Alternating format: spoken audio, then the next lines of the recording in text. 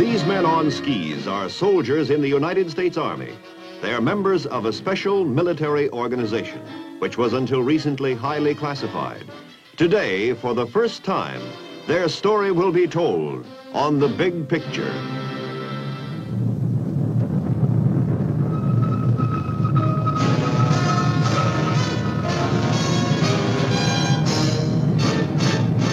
The United States Army presents The Big Picture, an official report produced for the armed forces and the American people.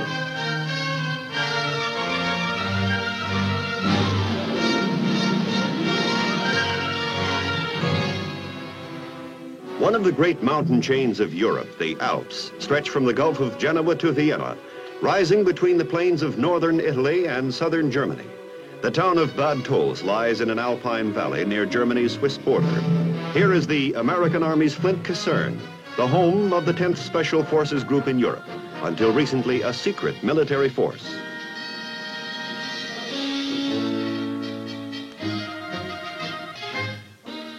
The 10th is one of 3 Special Forces groups located in Europe, in the continental United States, and in the Far East.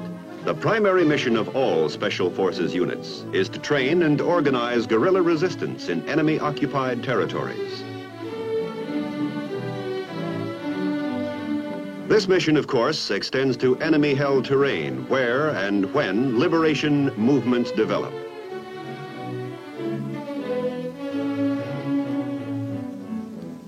The role of the men of a Special Forces group is unique, and its members are uniquely trained and qualified to carry out their hazardous and adventurous assignments.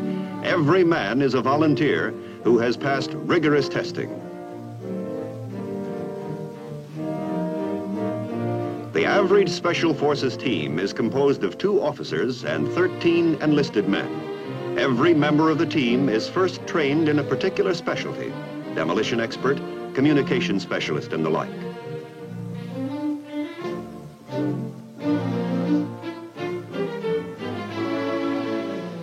Every member of the team is then cross-trained. Should the demolition expert on a team be injured or captured, every other member of the team could handle the missing man's assignment.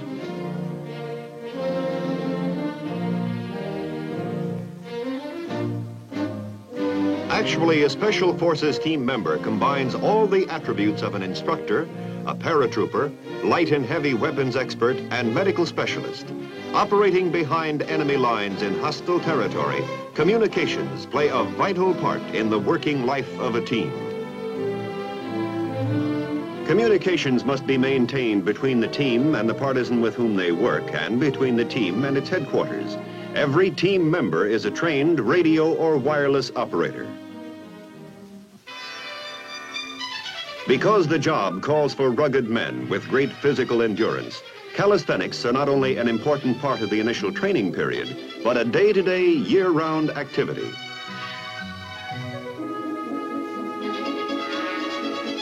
At least an hour a day is spent in muscle building. Periodic physical fitness tests guarantee that the team members are always in top shape.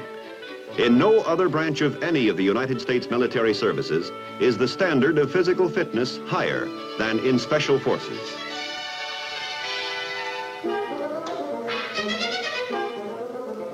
Because the teams are trained as experts in guerrilla warfare, a thorough knowledge of judo is required of the men.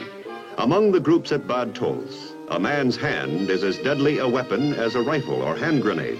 It takes a year to develop an adequately trained member of a Special Forces group. Language training is also included.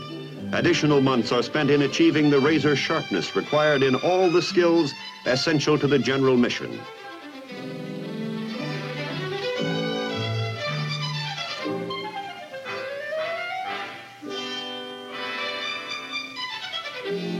Although the study of underwater diving techniques is not a required part of the training program at Bad Tolz, 100% of the men here have volunteered to add skin diving to their list of specialties. Strong lungs are essential in mountain climbing, cross-country skiing, and any sort of airborne operation. Practice with aqualungs helps to develop lung power. Underlying the entire Special Forces training program is the cardinal rule, learn to operate in any and all physical environments, in mountains, in snow, in the desert, the jungle, even underwater.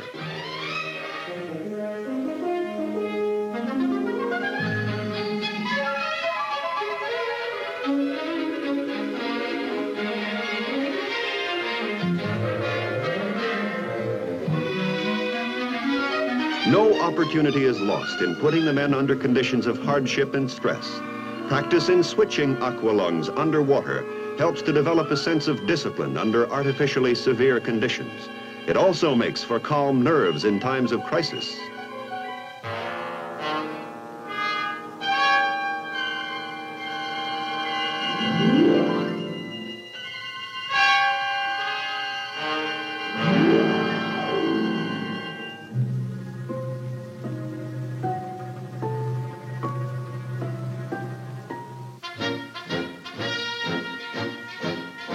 Because of their alpine setting in the area of their operations in southern Germany, mountain climbing skills are demanded of the 10th Special Forces Group.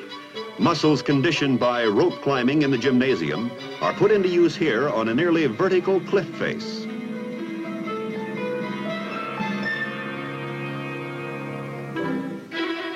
Team members must be as adept at descending mountains as they are at ascending.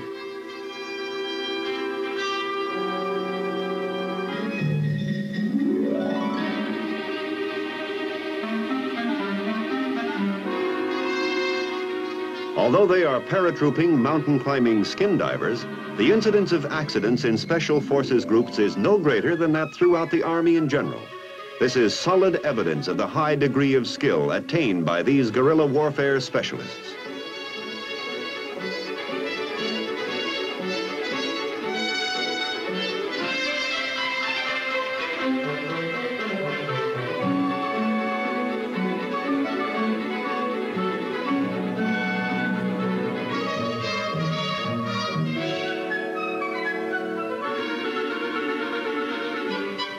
It takes 2 months to train a novice in snow techniques.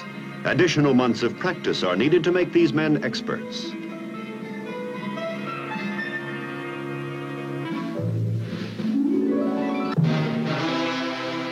To develop endurance among the Special Forces teams, 20 or 30-mile cross-country hikes on snowshoes are routine.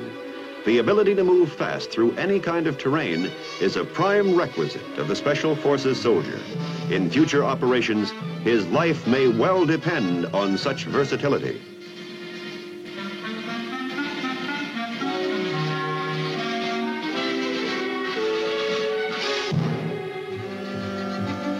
Every team member is taught the basics of first aid and emergency medical treatment. More than that, one member of the team is a medical specialist. His rating is far higher than that of the ordinary medic. He's qualified to perform simple operations in the field, such as an appendectomy.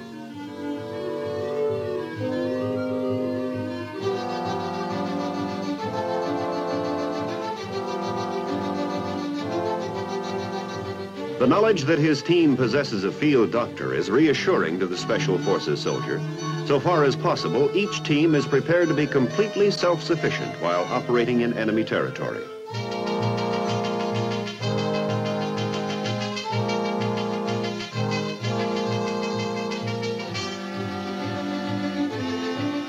Although there are parachute rigging experts attached to the Special Forces group, every team member is also taught to rig a chute.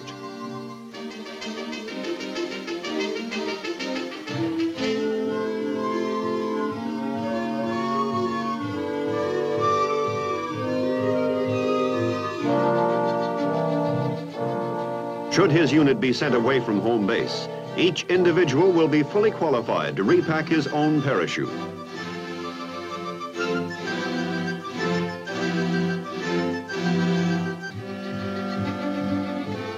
A thorough understanding of how his parachute works gives the jumper added confidence just before diving out of the plane into space.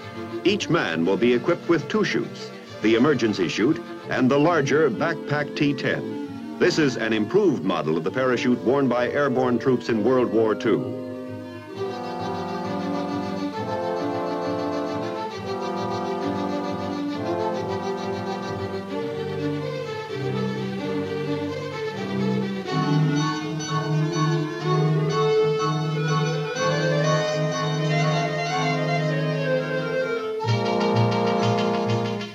larger canopy and improved design make for easier descent, and the increased maneuverability reduces the chances of mid-air collisions.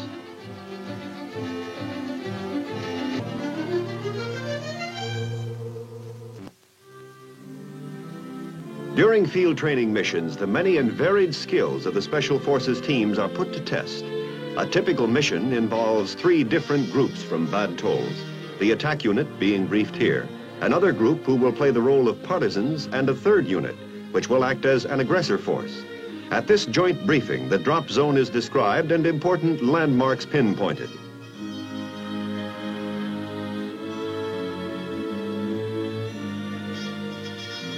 Group leader First Lieutenant Thorne will describe the mission in his own words. At 0400 hours, my team, Killer Group Wolfhound, was shooted up and ready to board. Our mission was to meet with an underground partisan band and to help them destroy a vital railroad bridge in aggressor-held territory. The bridge was nestled in a narrow valley which the Air Force hadn't been able to bomb. Just getting to the bridge site was going to be tough enough. To really make things interesting, we'd been ordered to accomplish our mission within a limited time period.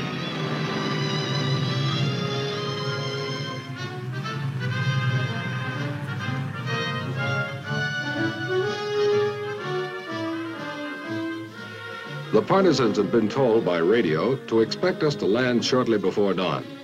We were counting on their meeting us near the drop zone. At 0500, we were nearing the drop zone. From drop time, we had only 7 hours with a lot to do.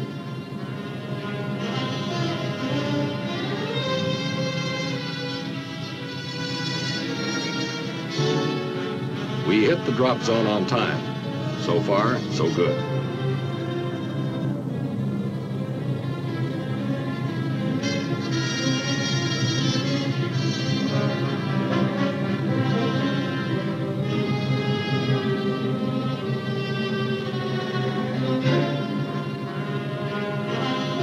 The partisans are right on the spot, ready to give us a hand when we land with our supplies and equipment. With us, we brought skis, radios, weapons, demolitions, and medical supplies for ourselves and the partisans.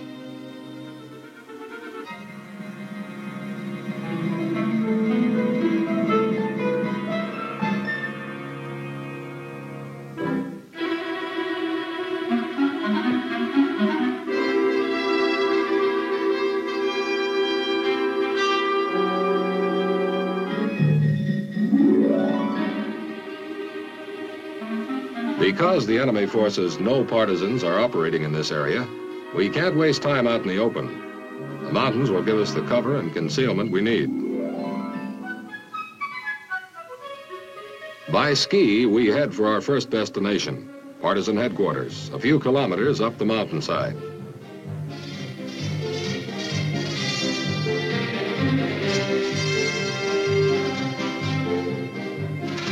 For their headquarters, the partisans have selected an abandoned woodcutter's hut. From the drop zone to here, we haven't passed another building or another person. The hut looks like a perfect jumping-off spot for our mission.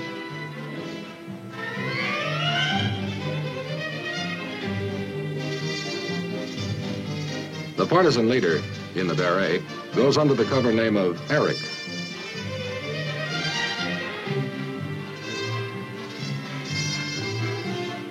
As well as demolitions for our primary target, the bridge, we've brought along anti-personnel mines. Because part of our job is teaching, we give the guerrillas a brief course in how the mines operate.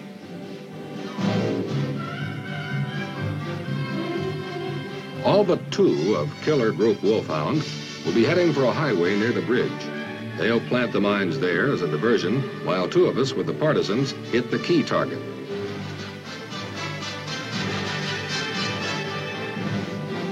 It's 0700 hours when we're ready to leave the hut. 5 hours left to complete the mission.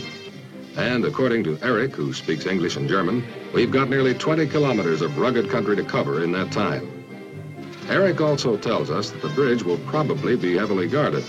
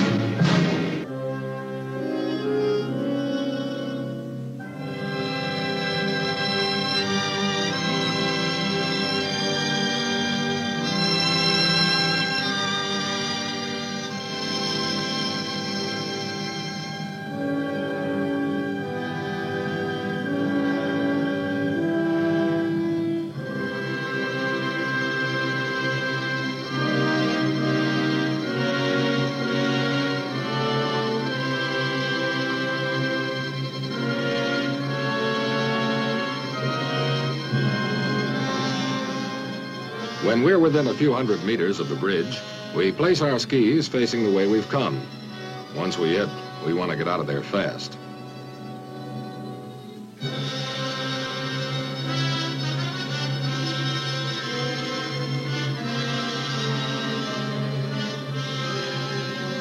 The time is now 11:45 hours. The cross-mountain hike took longer than either Eric or I figured. Now we have less than 15 minutes to line up our operation, strike, and be on our way.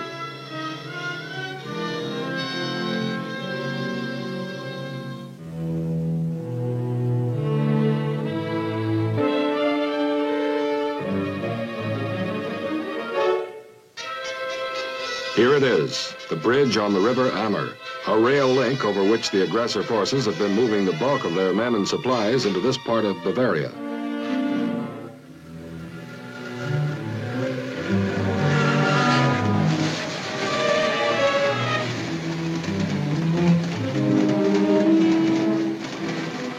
And, as warned, the bridge is heavily guarded. After discussing the bridge structure and demolition capabilities with me, Eric, the partisan leader, outlines the plan of attack to his men. They'll split into two groups, one for the guards, the other to ready the M3 explosive charges and wiring.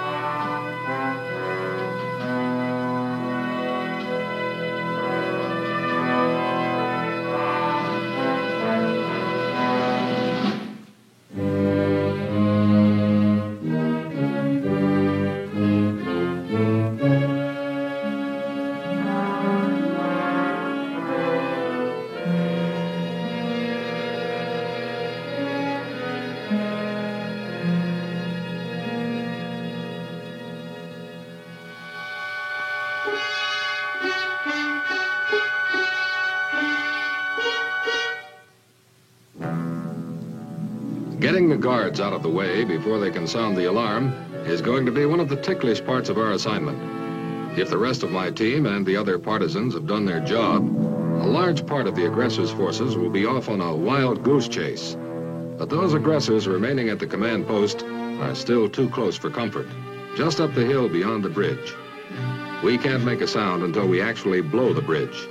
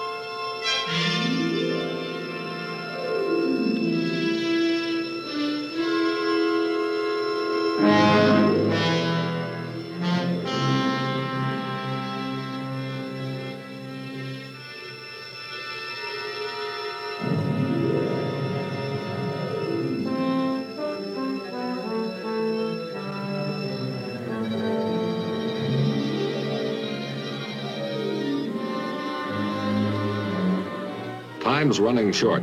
If we're going to meet the timetable laid down by the command at Bad Tolz, less than 8 minutes.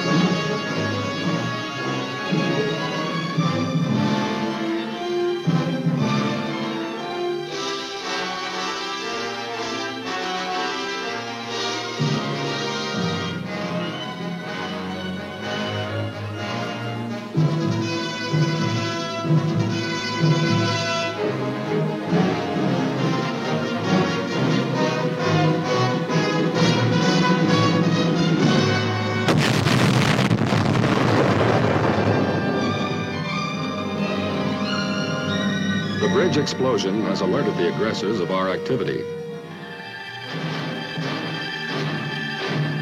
They have dogs and men who know the terrain. Should they overtake us, our mission will only be partly successful. We've got to move fast and keep distance between them and us.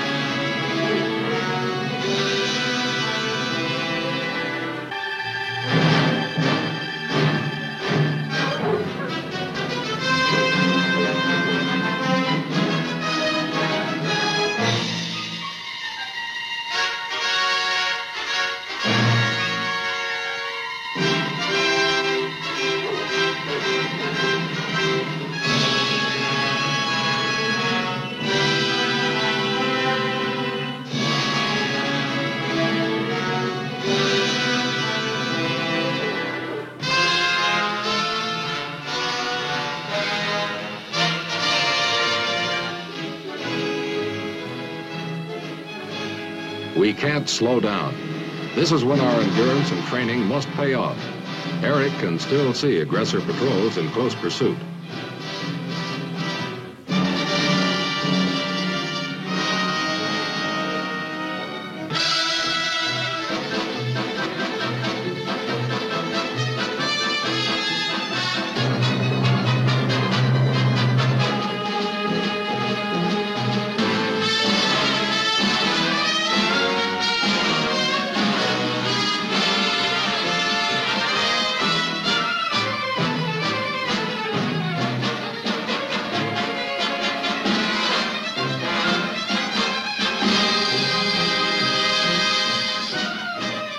But we've managed to outdistance the aggressors.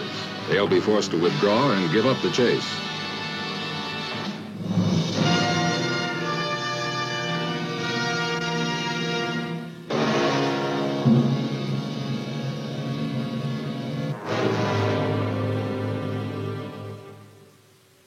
And so, mission accomplished successfully. The team has a right to feel proud, but that doesn't mean they'll be resting on their laurels.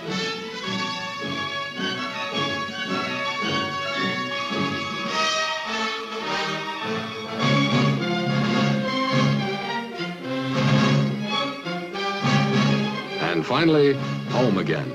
Flint Kaserne at Bad Tolz.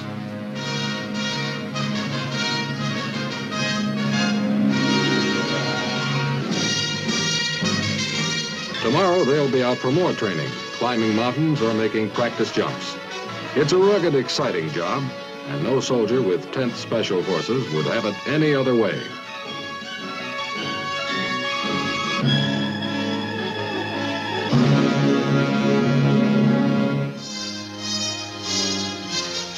The Big Picture is an official report for the armed forces and the American people. Produced by the Army Pictorial Center. Presented by the Department of the Army in cooperation with this station.